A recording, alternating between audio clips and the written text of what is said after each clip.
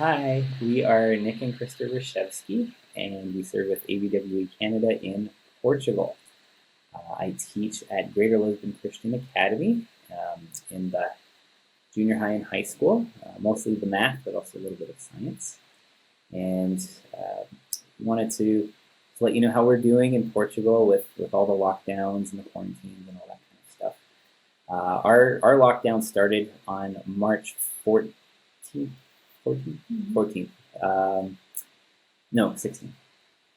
Well, I guess it started 14th. We didn't go back to school. We should have been back to school on Monday the 16th. But anyway, don't worry about that. Anyway, and so and we kind of knew it was coming, and so we started getting ready to do online teaching right away. But it was a big adjustment for all the teachers, all the parents, all the students, as I'm sure it was in Canada as well.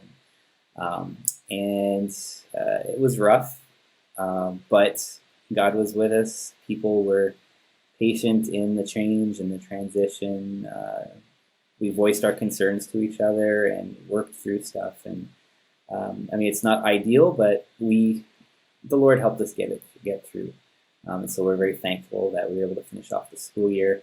And we're actually, because we went on lockdown so early, we also got things opened up a little bit early too as well.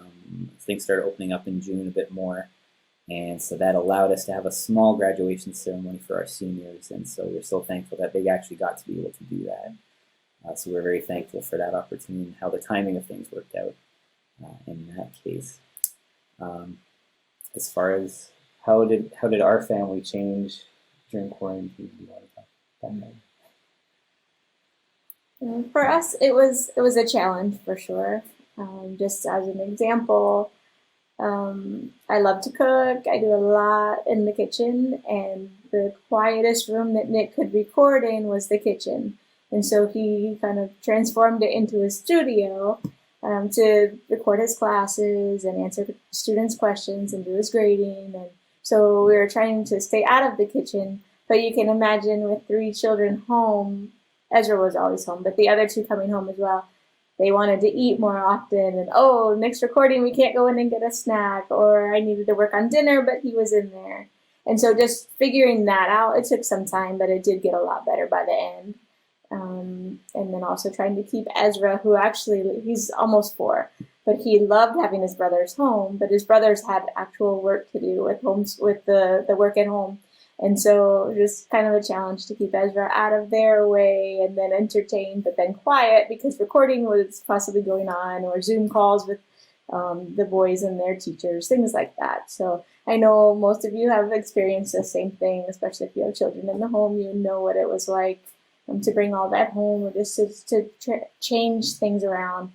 I'm very thankful that some things did improve, though. Like some things were better as a result. Like I've loved the time together as a family. So even though there were some challenges in the beginning, I can look back now and see, we've grown closer. And one of my goals was to have my boys cook more and be more involved, like learn more with chores. And because they weren't running here and there with school, we were able to implement that more. And so they've been able to cook more at home and help with some of the cleaning and just helping them grow as people and being responsible as they're getting older. I'm very much conscious of the future of, okay, Noah's 12, he's going to, 6 years, he's going to college. Can he cook? Can he take care of himself? And I know he's still young, but just that idea in my head of trying to plan ahead. But it is hard when they're always gone or they're at school and busy. And so this time has been just a calmer time.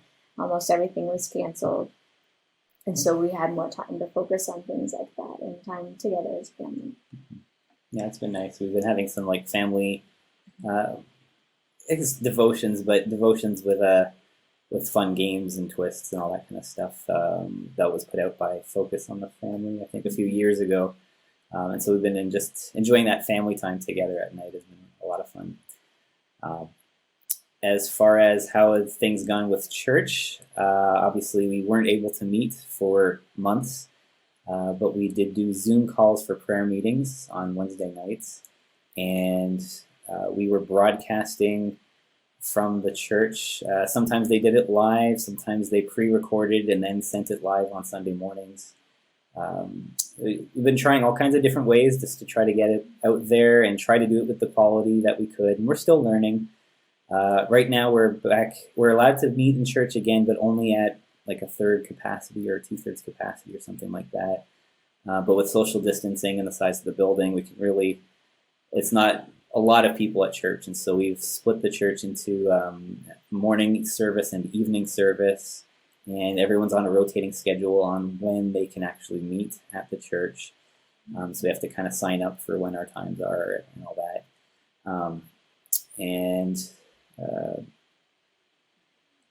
A lot of things have switched to just online meeting, like Zoom calls and all that. Sunday school meetings were all Zoom meetings for each one of the kids. They each have their own teachers and their own Zoom breakout sessions. And it's been neat, especially the smallest one thinks it's really cool. I think, well, when he's not bored of he's a very active child, and so having him sit there for an hour has been very struggling for us. But, in a different language. In a different language, but he's picking up words. It's been fun to hear them kind of new. Oh, you do know what's going on. Yeah. But it's been interesting. How about prayer requests? For our school, please pray as we try to figure out how to do school once September comes.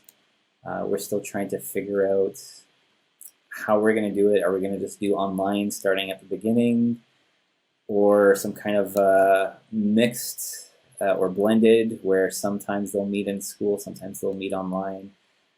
If we have to do social distancing, our classrooms are not big enough for the amount of students that we have, and so we're going to have to change our scheduling somehow, or deny students, and we don't want to do that. So pray for wisdom for our leadership on how we can get that sorted out so that we can still provide a good education to our missionary kid families and the other international students that we have too. Pray for all the families, as a lot, especially our international students who aren't missionary families. A lot of their businesses were like family businesses, and a lot of them had to shut down for a few months, and so they've been struggling financially while being in a foreign country for them and all that. So pray for all our families in general for that. Family, anything? I would say just wisdom in parenting in general. We have 3 boys, and they're 12, 9, and almost 4. And so that's very challenging at times. They all like different things. Their personalities are very different. So just wisdom that we can parent well, love them well, train them up well. Just knowing what to do. Sometimes I don't know what to do. So I'm glad we have a God that never changes. He's always there, and that we can ask for wisdom. And I would like my children to have that close relationship with him as well. And so that's a prayer request of mine, that it's not just, this is ministry, this is what we have to do, but that they have a personal relationship with God. Especially my youngest at this point has not accepted Christ, and the other 2, I believe, have, but just that we all continue to go closer to God. I guess that's about it for us. So thank you for watching this video. We still continue to appreciate your prayers and your support, and just thank you so much for your input in our ministry, and pray that you also grow during this time, this strange time we're in, where with quarantines and lockdowns and wearing masks everywhere and all that kind of stuff too. So appreciate your prayers. We're praying for you as well. God bless. Have a great night. Bye.